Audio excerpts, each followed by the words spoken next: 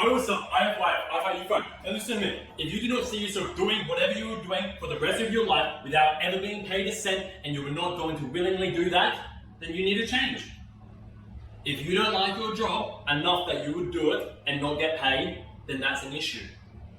It is. But if you really like your job just because of how much money you make, so then you can go do what you really love the majority of the time, and that's a little different.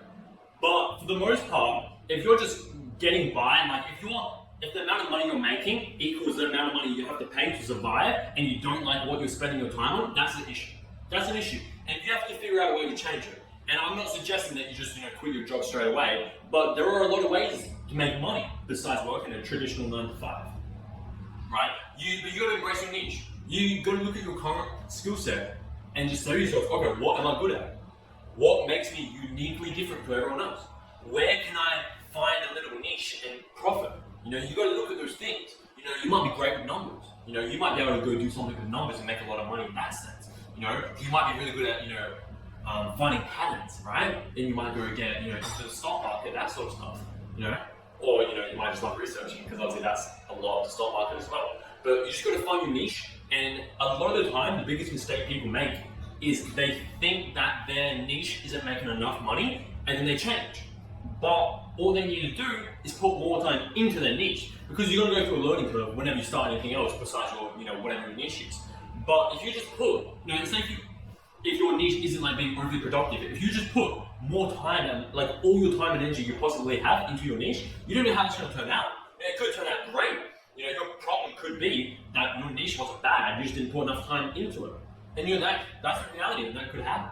So before you quit your job and go start that side hustle, figure out if your job is going to help profit you. Figure out if you can earn more based on performance. Ask your employer. Tell them like, hey, can I be ranked on my performance, not on an hourly rate? And you tell them like, I'm going to be doing a higher base than everyone else, and yet that'll be my starting rate.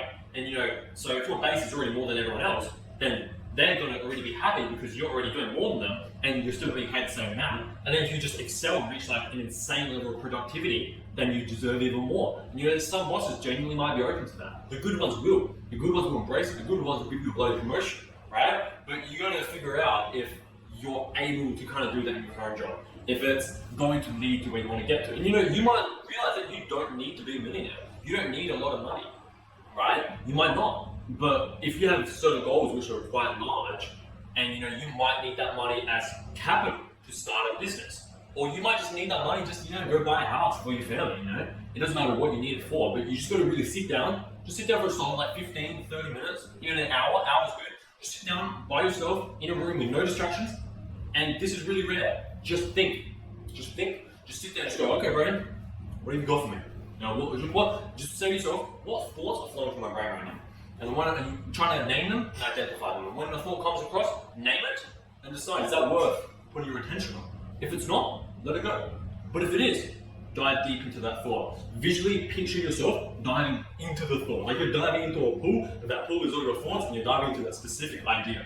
And dive into it. And you explore it, just think about it. And you'll be surprised what you can come up with in an hour of just sitting there thinking. Because no one does it anymore. If you just sat there and just thought for an hour, I can guarantee you, any issues you have will be solved in that hour. 100%. Now, if you have a romantic issue, a financial issue, whatever it is, just sit there and think, and you'll come up with an answer. So many people have issues, and all they do, they go around complaining. They tell people, oh, I'm in debt, oh, I don't know how I'm going to do it, oh, I don't know how I'm going to do it. Guess what? By saying, I don't know how I'm going to do it, you're never letting your subconscious mind actually figure it out.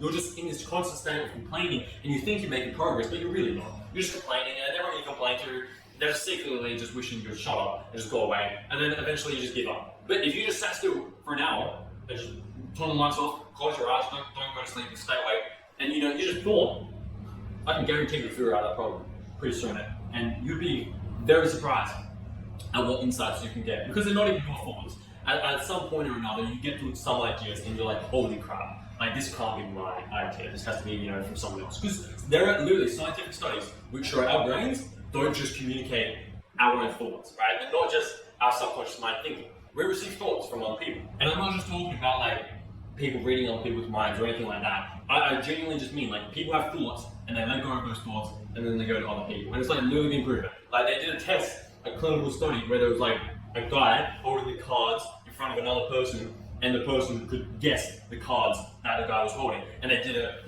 between a board, they did it between rooms, they did it when the guys were in different countries. And literally, the way they recruited these people, they literally just put out a survey and said, apply if you think you have the ability to essentially read minds or are extremely lucky. And literally, there were some people who would do it like time for time, every single time, regardless if there was a war between them, if they were in the same room, if they were in different countries, it didn't matter, they could do it. And it proves, and they have brain scans as well, which prove that you literally receive thoughts from other people. Or we assume other people. It could very well be something else which we have no idea about, most likely. But it's definitely not just our own subconscious mind. Don't get me wrong, that's definitely part of it. You can definitely find a lot of answers from your own subconscious mind. But you will reach a point where you do this long enough and you sit still and you're like, holy crap, like that thought, that was not my thought. Like I remember sitting there once and just thinking like, that thought was just way out there. Like there's just no way that could be mine. And that's when I started doing some research into it, and I found out I was right. But IFYF, that's all I got for you. Let's get it. I post it every day, 8:30 a.m. ACT channel.